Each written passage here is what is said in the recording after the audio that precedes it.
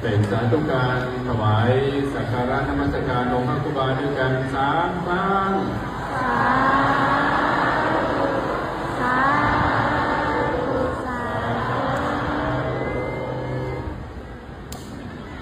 จากใน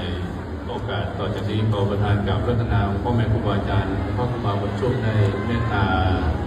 ให้พรให้ธรรมะลูกศิษย์ลูกหาครับกับรัตนาด้วยความเคารพอย่างยิ่งครับ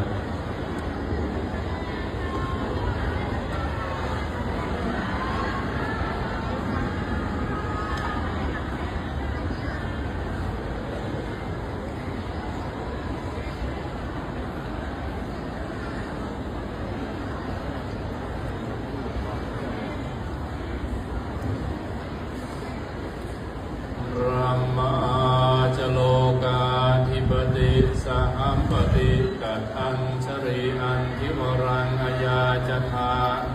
สันติภาสตาบรชังคชาติกาเอเสตุธรรมังอนุกัมปิมังปัจฉัง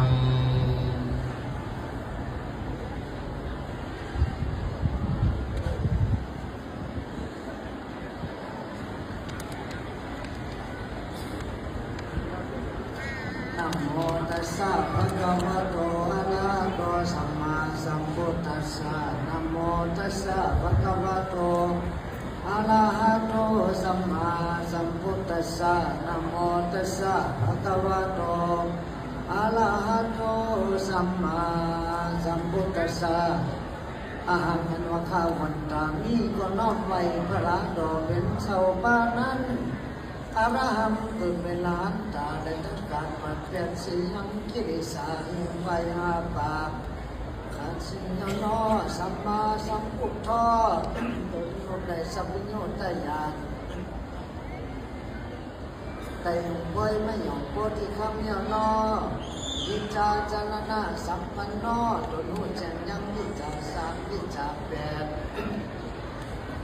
จารณะตลาสิภาสุขันโตจนจอดขยอเข้าสู่วิญคัมมานิพพาน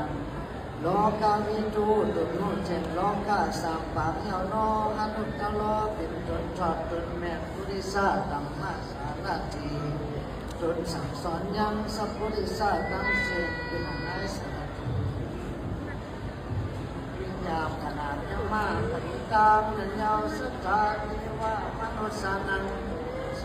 มาสอนที่สั่งสอนคนย่อนอพุทธะดุจเจญาณราชจาสีปามีทุกขาสัจจะสมุทัยสัจจะมีโลภสัจจะมรรคสัจจะย่อนอชักกวาตัวพิหารลองเอามาว่าเมียวเป็นเปียวเป็นลำผู้หมอตัวคิงพระตัวเป็นเจ้าผู้ไม่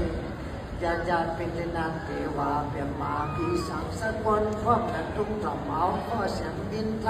ำข้อดีกำเมียตอนกันออกจากน้ำมนต์โน้นออกข้างเลดีสีเมชบโตโหเจอเนื้อหนังพอมลีโหก็ซางาก็ส่วนเขียวก็ฮักกะชิงะปุ่นมาเบียดออกกะชิงะเมี่ยงกินยอก็คนโหก็หอกเท่ามานำไหนเอาลืมหนาลืมหลังคอยกัดตาลานิ่มลืมถ้าถามมาตาลานิ่มลืมมีไว้ในเจ้าแต่เสเขาก็หักสู่พี่น้องไตพี่น้องมันพี่น้องเขพี่น้องกะลากูมีเมียวกูภาษาเหมือนดุกเหมือนหลานเฮาเหมือนปีเหมือนน้องเฮาหลายจัดหลายปันหลายเผาว่านี่ยามเกิดเป็นปอเป็นแม่เป็นพี่เป็นน้องกันยามใดพบระยะกันในจังในมายากันจะในพ่อมีน้ำยาดเนี่ยเหมือนมันว่าประธานสัจจานะประธานสัจบัญชีเนี่ยมาลอยบูไม่พ้องเสียต่อผู้มายาบูก็ว่าเนี่ยยามันเนี่ยแต่แล้วว่าเราพยาไตเขาเนี่ยแล้วว่าเราพยามันชำวาไลน่ะมายาบูกำมันหมูน้ำน่ะกำมันเต็มเชิงน่ะงามมาแลตันติกวินหูตังติกเช็คข้ามหูกำกันนั่นว่านะงามมาแลตันติกหูเอ็ดก็กำมันหูกายเหตุเปจยอก็ได้แต่เนี้ยหมูน้ำกำไตได้ผมสอนมันผีมาสอนมันเต็มเล็กเขาเป็นไตยองมันจะไตหลงพ่อแม่เขาเป็นไตยองไตลื้อ12 พนาเมืองเขบนเนี่ยจูปู่จมอนเอาลูกเมืองเข12 พนาเลยลองมาเลยมาเกิดเมืองจิงแสนเนี่ยนะมาเป็นเจ้าไตยองมาเยาก็เมื่ออยู่เมืองพงตาคีเล็กเมื่ออยู่ตี